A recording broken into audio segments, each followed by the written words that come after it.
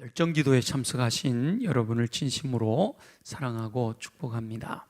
여호와 하나님의 은혜와 평강이 풍성하게 넘치는 저와 여러분 되시기를 예수 그리스도 이름으로 축원합니다. 추워하시는 분들이 좀 있는 것 같아요. 담요를 뒤집어 쓰고 계신 분도 계신데 적절히 또 우리 방송실에서 온도 잘 조절해 주시면 좋겠습니다. 성도는 영적인 전쟁 중에 있다. 아멘이죠? 영적인 전쟁. 실제로 치고받고 싸우지는 않죠. 그러나 영적인 전쟁이 끊임없이 우리 안에서 일어난다. 왜요? 원하든 원하지 않든 거듭난 성도는 여호와 하나님의 편에 있기 때문이지요. 그 반대편에 있는 악한 영들이 하나님의 자녀들을 넘어뜨리려고, 하나님의 자녀들로 하여금 능력 있는 삶을 살아가지 못하도록 여러 가지 관계를 꾸민다라고 했습니다. 성도들의 약점을 정확하게 알고 넘어뜨리려고 계획적으로 접근하는 그 악한 영의 관계가 보편적으로 10가지 정도로 정리가 된다 그랬습니다. 첫째는 열정에 대한 공격이고요, 둘째는 초점, 셋째는 정체성, 네 번째는 가족, 다섯째는 확신, 여섯째 부르심, 일곱째 정결함, 여덟째는 평온과 자족함, 그리고 아홉째는 마음에 대한 공격을 하고 마지막으로 관계에 대하여 공격해서 악한 영이 맞춤 공격을 한다는 거예요. 악한 영이요 굉장히 지혜롭거든요. 원래 천사였잖아요. 그래서 능력으로는 사람들보다 지혜로워요. 신분으로는 사람들보다 아래예요. 천사는 택하신 하나님의 자녀들을 섬기라고 보내시는 종이니까. 그러니까 우리는 하나님의 자녀이지만 능력은 천사들이 더 많아요.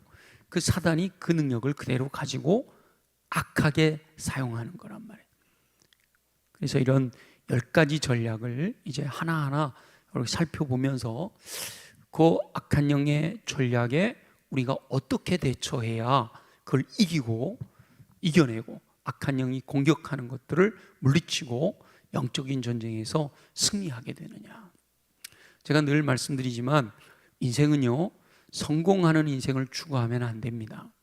이 단어의 개념을 어떻게 정의하느냐에 따라서 다르지만 일반적으로 성공 그러면 세상에서 잘 되는 걸 얘기하잖아요. 근데 예수 믿는 사람들은 성공이 목표가 아니라 주 안에서 승리하는 인생이 목표가 되어야 할 줄로 믿습니다. 그래서 영적인 전쟁에서 승리하게 되면, 매일매일 승리하게 되면 우리들의 인생 자체가 승리하는 인생이 되는 거죠. 그 중에서 오늘은 악한 영의 전략 중에 열정을 식어지게 하는 공격, 열정에 대한 공격인데 특별히 열정을 식어지도록, 열정을 사라지도록, 열정이 없어지게 만들어서 예수 믿기는 믿는데 힘이 없어, 열정이 없어요, 적극적이지 않아요, 자원하지 않아요. 그냥 시간 흘러가는 대로 살아가는 거죠. 그러니까 본인은 구원받을 수 있을지 모르지만 선한 영향력을 끼칠 수가 없고 또 살아가는 삶도 막 행복하지가 않고 그냥 어쩔 수 없이 살아가는 인생으로 살아가게 만든다. 그 열정을 식어지게 하는 악한 영의 공격을 이기는 방법이 뭘까? 오늘 그 중에 하나 함께 나누려고 합니다. 악한 영은 성도들이 영적인 일에 대한 열정이 식어버리도록 그리고 관심이 시들해지도록 만드는데 아주 큰 힘을 기울인다. 예수 믿지 못하도록 여러 가지 방해도 하지만 이미 믿는 성도들에게는요, 너 믿는 거 그냥 내비둘게. 대신 예배에 열정 내지 마, 말씀에 열심 내지 마, 기도 열심히 하지 마, 그냥 그렇게 안주하면서 살아, 이렇게 한다는 거죠. 악한 영이 저와 여러분들이요 예배에 열정을 내기 시작하고 말씀에 열정을 내고 기도하는 데 열정을 갖고 나오면 이 악한 영이 그때는 긴장하는 거예요. 그 전까지는 긴장 안 해요. 여호와 하나님의 능력에 대해서 불신하게 만들고, 하나님께서 나를 사랑하지 않는가 봐, 하나님이 내 기도는 안 들으셔, 이렇게 하나님이 나와 개인적인 이런 관계가 원활하지 않다라는 생각을 갖게 만들어서 열정이 식어지게 한다는 거예요. 잃어버린 힘, 이게 희망이 있을 때는 열정이 생기는데, 뭔가 목표가 있고 꿈이 있고 비전이 있으면 열정이 생기는데, 사단이 그건 안 되잖아, 너 그거 불가능해, 이렇게 희망을 잃어버리고 그걸 다시 되돌릴 수 있는 방법이 없다라고 생각하게 만들어서 그럼 뭐 그냥 이대로 살지 뭐, 이렇게 열정이 식어지게 한다는 거예요. 다시 시작한다? 그럴 수는 없지, 뭘 그렇게 힘들게 살아, 이렇게 마음을 자꾸 거짓말을, 너 그렇게 해봐야 소용없어, 이렇게 우리 안에 거짓말을 믿게 만들어서 열정을 식어지게 한다는 거예요. 악한 영의 관계를 무너뜨리기 위해서는, 우리 지난주에 영적 전쟁을 하기 위해서는 하나님이 전신갑주로 무장을 해야 된다. 하나님이 전신갑주로 무장하고 그 무장에 힘을 내기 위해서 뭐 해야 된다 그랬죠? 기도해야 된다 그랬잖아요. 강력한 기도가 돼야 되는데, 그 강력한 기도가 있어야 이기는데, 이 강력한 기도를 못하게 만든단 말이에요. 이 강력한 기도의 동력, 강력한 기도를 하는 동력이 어디서 나오는가 하면 열정에서 나오거든요. 근데 사단이 그 열정을 식어지게 만든다. 열정이 식어지게 만들어서 기도하지 못하게 한다라는 겁니다. 그래서 이렇게 열정 기도에 나올 수 있을 정도의 열정이 되신 분들은 사실은 또 그래도 평균 이상이에요. 아멘이죠? 사실은 제가 이제 목회를 교육전도사까지 하면 89년도부터 시작을 했으니까, 신대원은 88년도에 들어갔지만 정식으로 전도사라고 불려진 거는 교육전도사 2년, 그리고 뭐 정식으로 전도사로 승인받은 건 91년도니까 벌써 34년째예요. 목회가 34년, 만 34년이 넘어가고 35년째네요. 근데 이 목회를 하면서 안타까운 것 중에 하나가, 이렇게 이제 열정기대에 나오시는 분들은요, 사실은 이 말씀 안 들어도 잘 하시는 분들이야.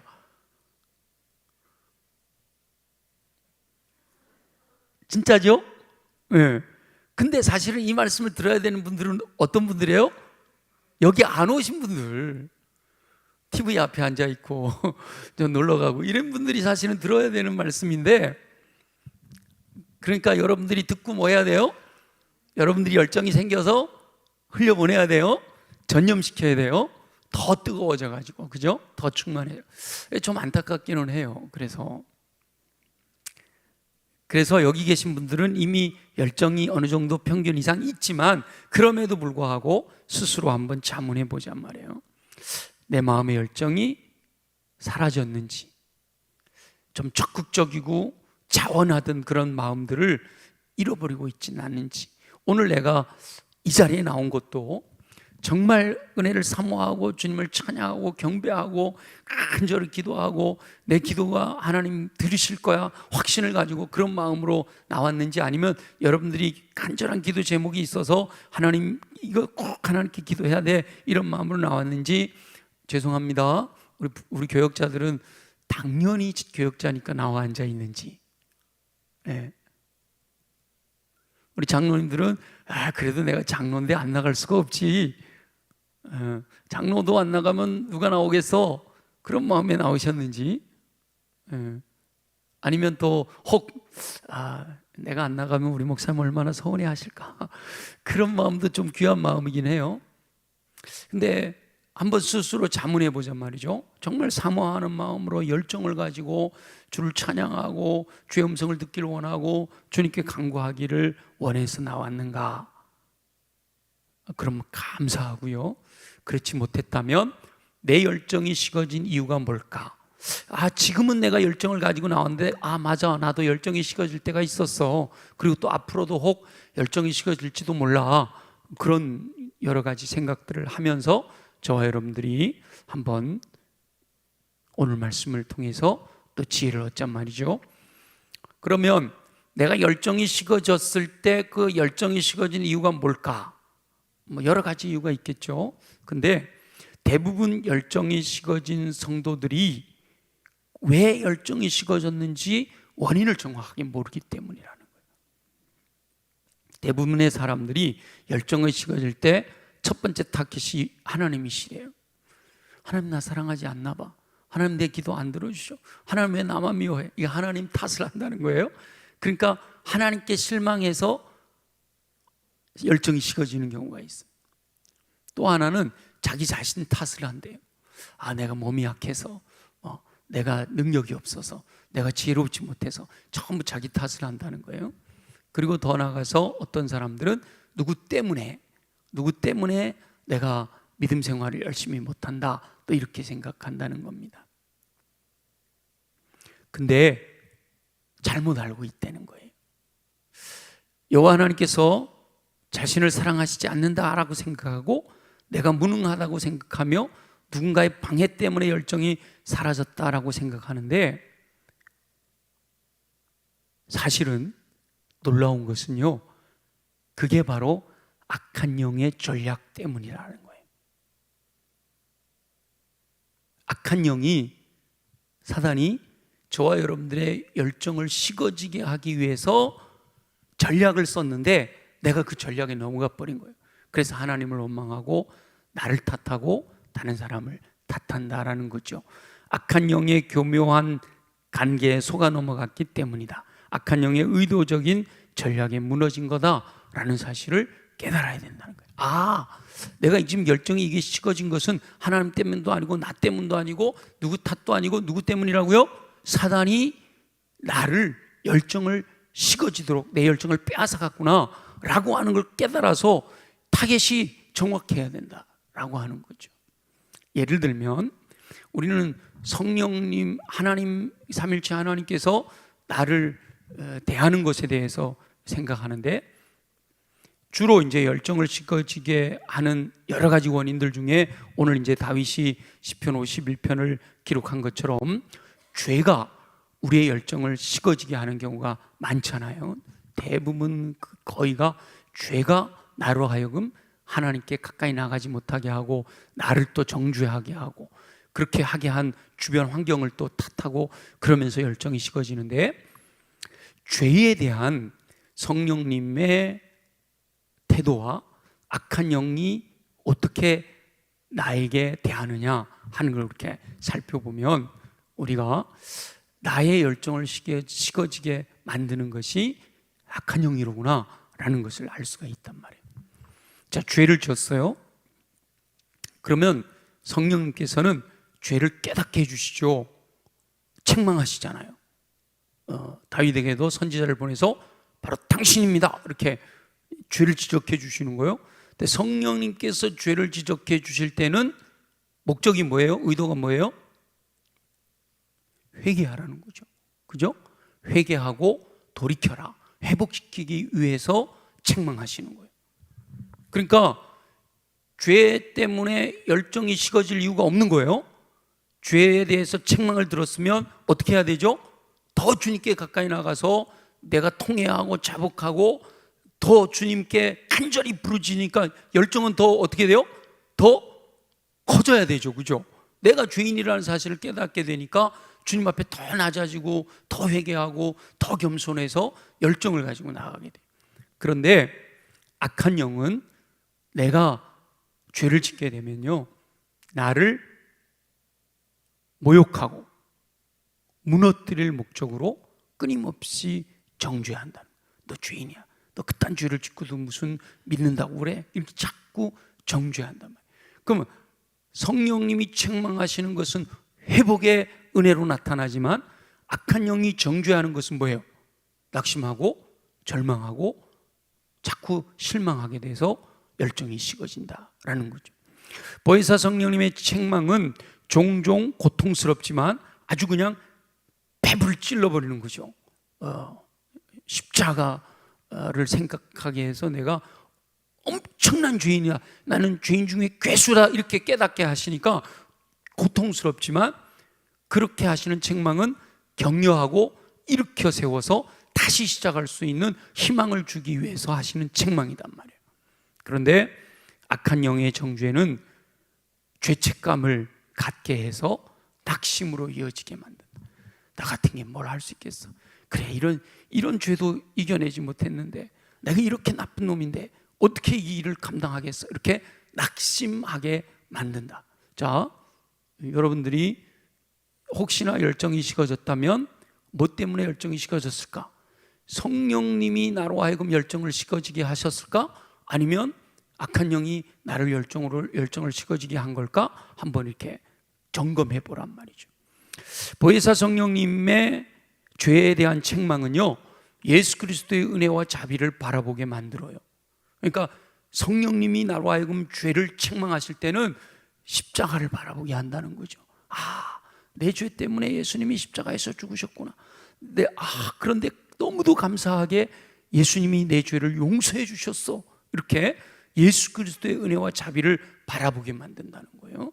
근데 악한 영의 정죄는요, 나에게 초점을 맞추어서 절망하게 만든다.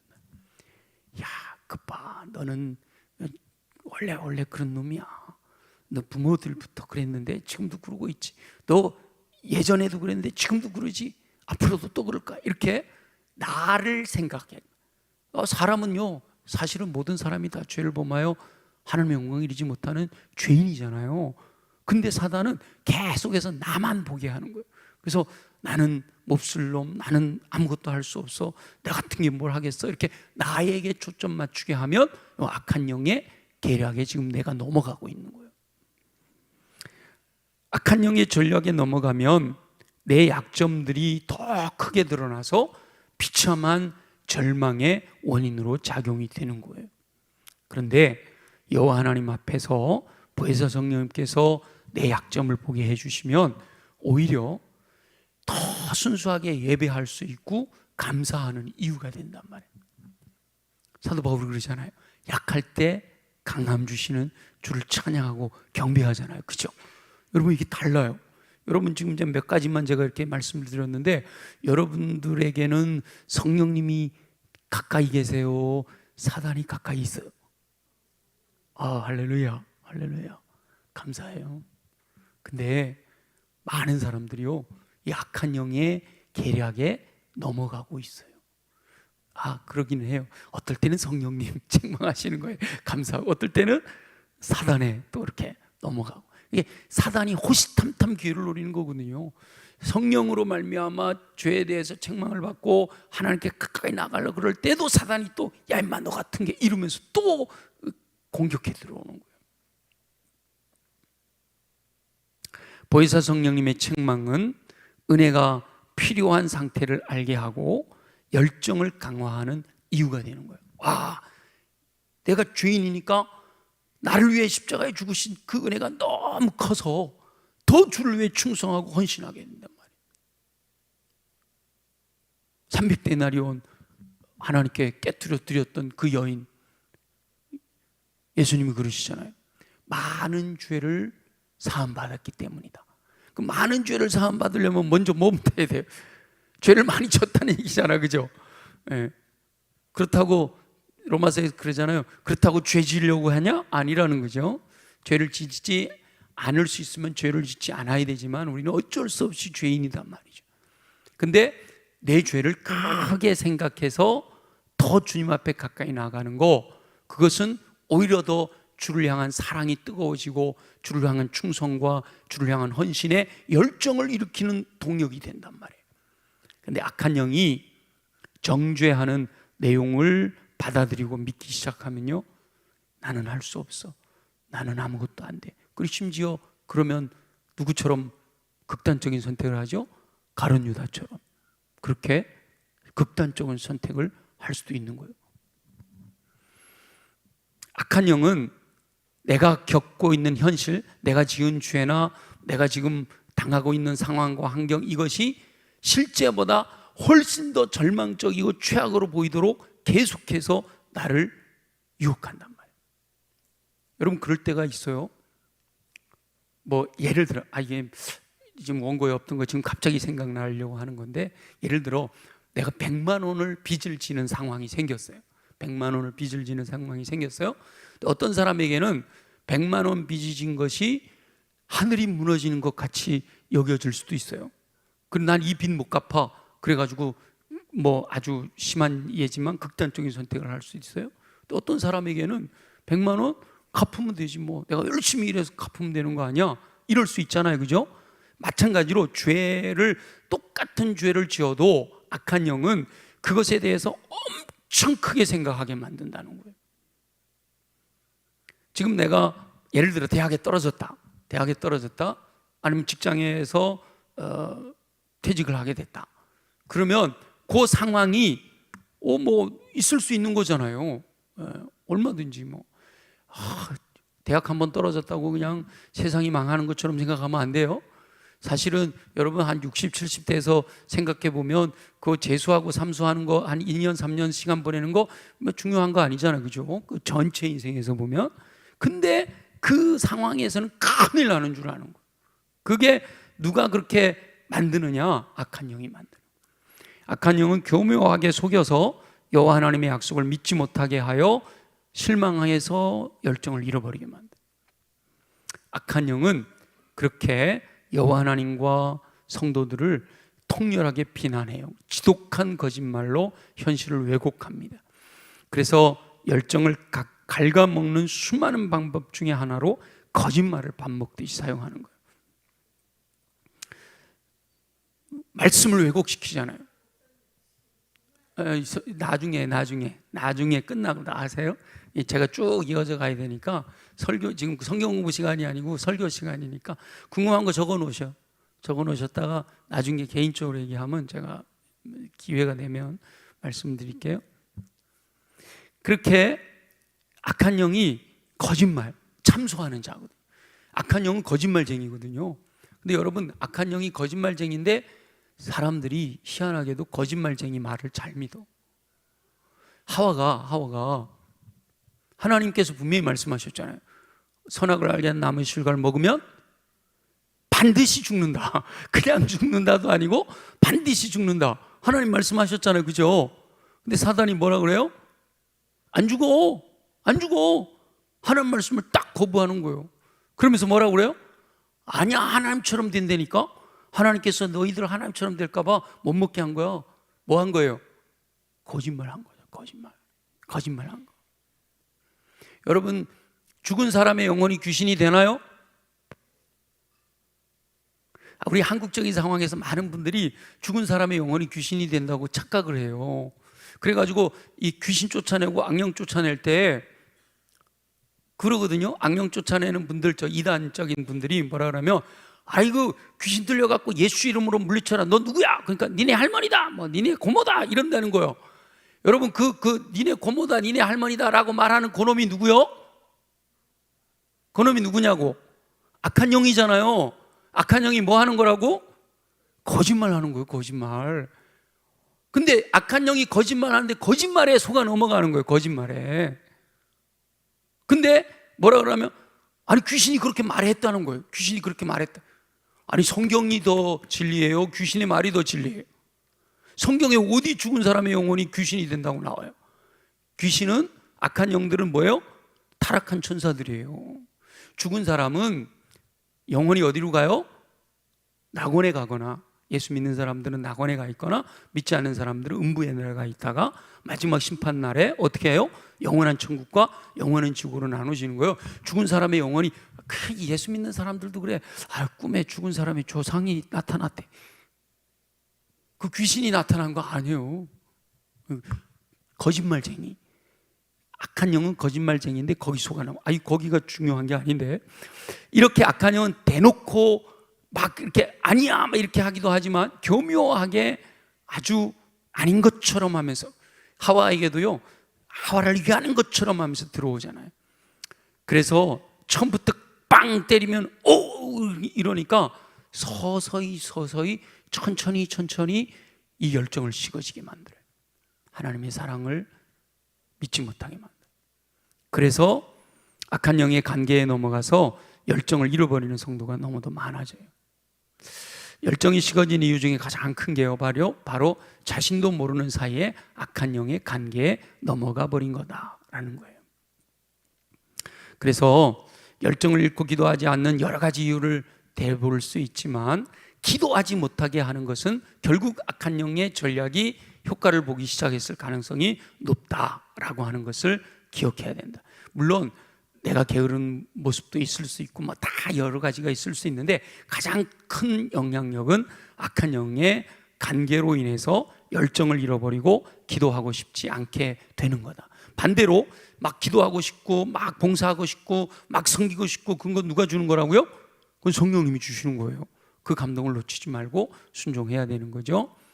그렇게 자신의 삶을 돌아보면서 내 열정이 왜 식어졌을까? 그 증거들을 찾아보라는 거예요. 그리고 그 문제들을 놓고 기도하면서 악한 영을 대적해서 마귀의 관계를 뭐예요? 대적해야죠. 그러기 위해서 하나님의 전신갑주를 입고 그 능력이 나타나기 위해서 간절히 기도해야 된다라고 했잖아요. 그래서 열정을 회복하고 지켜나가게 해달라고, 의욕을 다시 찾고 유지시켜 달라고 기도하는 저와 여러분이 되시기를 예수님의 이름으로 축원합니다. 그렇게 기도할 때 어둠의 권세, 악한 영의 세력들을 이겨내고 승리하는 저와 여러분 되시기를 예수님의 이름으로 축원합니다. 열정을 잃어버리는 예에 대해서 열왕기하 6장 1절부터 7절까지의 말씀을 통해서 지혜를 얻으려고 하는데요. 한번 우리 열왕기하 6장 1절부터 7절까지 시간이 많이 갔는데 한번 읽어보고 할 수 있는 데까지 해보겠습니다. 다 같이 시작. 선지자의 제자들이 엘리사에게 이르되, 보소서, 우리가 당신과 함께 거주하는 이곳이 우리에게는 좁으니 우리가 요단으로 가서 거기서 각각 한 제목을 가져다가 그곳에 우리가 거주할 처소를 세우사이다 하니, 엘리사가 이르되 가라 하는지라. 그 하나가 이르되 청하건대 당신도 종들과 함께 하소서 하니, 엘리사가 이르되 내가 가리라 하고 드디어 그들과 함께 가니라. 무리가 요단에 이르러 나무를 베더니 한 사람이 나무를 벨 때에 쇠도끼가 물에 떨어진지라. 이에 외쳐 이르되 내 주여, 이는 빌려온 것이니이다 하니, 하나님의 사람이 이르되 어디 빠졌느냐 하매 그곳을 보이는지라. 엘리사가 나뭇가지를 베어 물에 던져 쇠도끼를 떠오르게 하고 이르되 너는 그것을 집으라 하니, 그 사람이 손을 내밀어 그것을 집으니라. 아멘.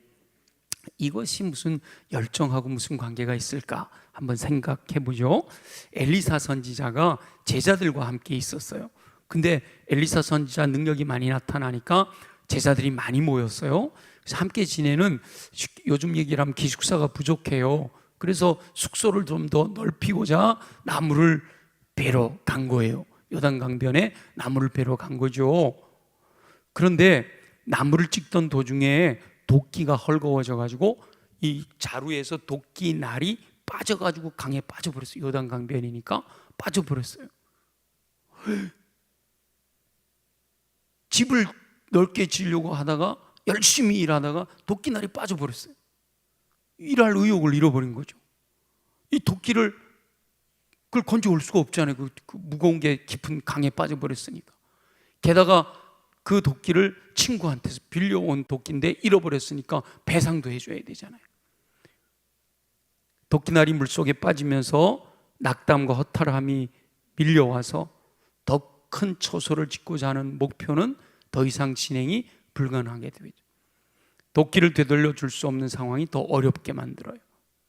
그 낙심하고 절망하고 좌절해서 꿈을 꾸고 비전을 갖고 소망을 가졌던 것들을 포기하고, 오히려 거기서 왜 주의 일을 하려고 하고 좋은 일을 하려고 그러는데 이런 일이 생겼지? 하나님 안 계신가 봐. 그러면서 엘리사 제자가 아니고 멀어질 수도 있는 그런 상황이죠. 지금 우리가 실제로 겪을 수 있는 일이거든요. 뜨거운 열정이 생겨가지고 연초에 내가 어느 팀에서 섬기겠습니다 그랬는데 하다 보니까 너무 힘들고 어려워서 포기해버린. 그런데 여기서 악한 영은 어떻게 하든지 그 제자의 열정을 식어지게 만들어야 되지만 열정이 식을 필요가 없다, 낙심할 필요가 없다는 거예요. 왜냐? 첫째는 도끼를 잃어버렸음에도 여전히 여호와 하나님께서는 그 자리에서 역사하고 계시기 때문이다라는 거예요. 제자가 도끼를 잃어버렸을 때, 제자가 집을 넓힙시다, 나무를 하러 갑시다, 도끼를 가지고 열심히 나무를 베고 할 때 거기 누가 함께 했어요? 엘리사가 함께 했잖아요. 엘리사는 하나님의 임재가 함께 하시는 사람이단 말이에요. 그러니까 엘리사 선지자가 제자의 모습을 다 봤어요. 열정을 가진 것, 열심히 일한 것, 도끼를 잃어버린 과정, 도끼를 잃어버리고 좌절하고 있는 것까지 다 알고 계셔요. 이것은 뭘 의미하냐면 악한 영은 우리가 주의 일을 할 때 하나님이 너와 함께 하지 않으셔, 하나님이 너 기도 안 들어주시지, 하나님이 너하고 저기 하나님 딴 데 보고 계신가 봐, 이렇게 자꾸 하나님으로부터 우리를 멀어지게 만들도록 생각하게 해서 낙심하고 절망하고 열정이 식어지게 만든다는 거죠. 근데 이 말씀에 보니까 하나님은 그 모든 과정에도 우리를 떠나지 않으시고 함께 하신다는 거예요. 아멘이죠? 그걸 알게 되면 우리가 낙심하지 않을 수가 있으니까. 여호와 하나님께서 자신을 떠났다고 생각하게 만들어요. 여호와 하나님께서 나를 외면하셨고 무관심하다라는 사실을 믿게 만드는 게 악한 영의 계략이란 말이에요. 그래서 말로 표현하기 어려울 정도로 상실감에 시달리게 하고 지금 당장 기도의 열정이 생기지 않게 만드는 거죠. 하나님이 나와 함께 하시지 않는다, 이런 생각을 하게 만드는 거예요. 근데 지금 본문에 보니까 뭐예요? 여호와 하나님은 항상 함께 하신다. 아멘이죠? 약속하셨잖아요. 임마누엘, 세상 끝날까지 내가 너희와 함께 하신다. 평강의 주님이, 그죠? 때마다 일마다 임마누엘 하신다. 아멘이죠? 때마다 일마다 아멘이에요? 지난 주에 들은 말씀인데 때마다 일마다, 그죠? 어떤 시간이든 어떤 상황이든 때마다 일마다 임마누엘, 평강의 주님이 나와 함께 하신다. 그러면 실망하지 않을 수 있게 되고 열정이 식어지지 않을 수가 있게 되는 거죠. 잊지 말란 말이에요. 그런 열정이 식어지고 실망하게 될 마음이 들어올 때 사단아 물러가라, 하나님은 나와 함께 하신다 그래서 세상 끝날까지 함께 하신다 그래서, 심지어 내가 지금 잘못하여 실수하고 다윗처럼 죄를 범할 때에도 하나님은 거기에 계신 거예요. 안 계신 것 같지만 다 보고 계시고 다 알고 계신 거예요. 그리고 돌이키고 회복하기를 원하고 계시는 거죠. 그 다음에 두 번째는요, 제자가 좋은 일을 하려다 도끼를 잃어버렸잖아요. 새 처소를 만드는 생산적인 일을 하던 도중이에요. 아무 일도 하지 않았더라면 도끼날을 잃어버리지도 않았겠죠. 그죠? 여러분, 교회 일 하다 보면 불문율이 있어. 교회 일 하다 보면 일하는 사람은 욕먹게 돼 있어. 많이 들어본 얘기죠? 많이 들어본. 그래서 욕 안 먹으려고 일 안 해. 그게 누가 쓰는 계략이라고요? 사단이 쓰는 계략이에요. 이 제자가 집을 좀 더 넓히자 하는 꿈과 비전을 갖고 나무하러 안 갔으면 도끼날 잃어버릴 일도 안 생겼을 거예요. 그죠? 좋은 일 하고 주의 일을 하려고 하다가 이렇게 어려운 일이 생기고 그 어려운 일 때문에 낙심하게 되고, 심지어는 뭐 사람들이 주변에서 야, 그 도끼질도 제대로 못하냐, 그 도끼날 잃어버리고 말이야, 그 얼마나 비싼 건데, 이렇게 이제 비난도 들을 수가 있는 거예요. 우리나라 믿지 않는 사람들도 속담에 그런 말 있죠. 구더기 무서워 장 못 담그냐? 그죠? 근데 주의 일은요, 구더기 무서워서 장을 안 담그신다니까. 그런 사람들이 열정이 식어지는 거예요. 그런 사람들이 열심히 사라져 버리는 거예요. 좋은 일, 심지어 거룩하고 생산적인 일을 한다고 해서 열정을 잃는 불운에서 자동적으로 면제되지 않는다. 오히려 주의 일을 열심히 하고 성실하게 하고 충성스럽게 하는 사람들이 더 열정이 식어질 수 있는, 사단의 공격을 받을 수 있는 가능성이 많아진단 말이죠. 많아진단 말이죠. 악한 영은 그래서 가치 있는 일에 헌신하는 성도에게 은밀히 침투해서 사소하지만 매우 비열한 방법으로 열정을 훔쳐간다. 그래서 많은 성도들의 열정이 식어지게 한다는 거예요. 그게 바로 악한 영의 관계에서 넘어갔다라는 깨달음. 여러분, 저도 그런 경험이 있으니까 여러분 그런 경험 있으시죠, 그죠? 네. 두 가지 다에 해당되는 경험이 있잖아, 그죠? 근데 감사하게도 여기 지금 나와 있다는 거는 그 시험을 이겨냈다는 거잖아, 그죠? 네. 자, 두 가지, 오늘 뭐 네 가지를 해야 되는데 시간이 너무 많이 가서 다음에 기회가 되면 또 하도록 하고요. 자, 사단은 어쨌든 우리로 하여금 열정을 식어지게 만든다. 하나님은 우리로 하여금 더 열정적이 되도록 하기를 원하신단 말이에요. 그럼 내가 지금 열정이 식어졌다. 누구한테 넘어간 거예요? 사단에게 넘어갔다. 오늘 이 열왕기 말씀을 다음번에 기회가 되면 또 할 텐데, 이 말씀을 보니까 내가 죄짓고 내가 실수하고 내가 연약하고 내가 절망하고 낙심하고 좌절하게 되는 상황 속에서 나는 하나님이 나를 외면하셨고 하나님이 나로부터 멀어졌다고 생각했는데 사실은 하나님이 함께 계시는구나 라는 사실을 생각하며 열정이 식어지지 않을 수 있다는 거죠. 아멘이죠. 그 다음 두 번째는 뭐예요? 주의 일을 열심히 하면 악한 영은 더 공격을 하는구나. 주의 일을 열심히 하다가도 이런 어려운 일을 당할 수가 있구나. 근데 그것은 내가 주의 일을 열심히 하는 게 잘못된 게 아니단 말이죠, 그죠? 악한 영이 그걸 갖고 공격하는 게 문제지. 사람이 무슨 완벽할 수가 있겠어요, 그죠? 일을 하다 보면 실수할 때도 있고 잘못할 때도 있지. 그래서 우리는 같은 동력자들을 비난할 필요가 없어요. 오히려 그럴 때일수록 격려해주고 함께 마음을 나눠야 되는 거죠. 자, 오늘은 여기까지만 하고요. 그런데 다윗도 그랬단 말이죠. 연약해서 실수하여 죄를 범하였어. 근데 하나님께서 책망하셨어요.